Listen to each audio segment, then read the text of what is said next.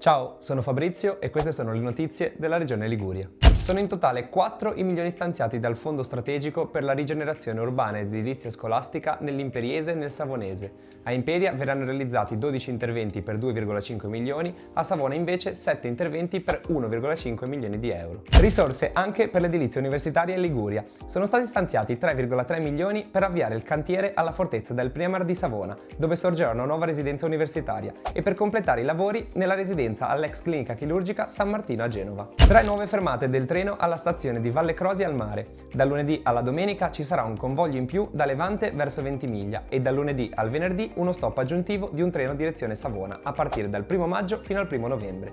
A questi, dal 25 aprile al 13 settembre, si aggiungerà la domenica e i festivi un treno del mare in partenza verso il ponente da Torino a Portanuova. In arrivo nuove risorse per lo sviluppo e la sicurezza dell'entroterra ligure. Si tratta di 1 milione dal Fondo Strategico che servirà per migliorare la qualità della vita dei cittadini delle aree rurali, sostenere le attività produttive e rendere i territori più sicuri e attrattivi. Ad aprile arriva Red Bull 5 Terre, 5 gare in ciascuna delle perle delle 5 Terre, con protagonisti creator fitness suddivisi in coppie, impegnati in una sfida tra panorami mozzafiato a Monterosso al mare, Corniglia, Manarola, Vernazza e Rio Maggiore. Rimanete aggiornati sui nostri canali social.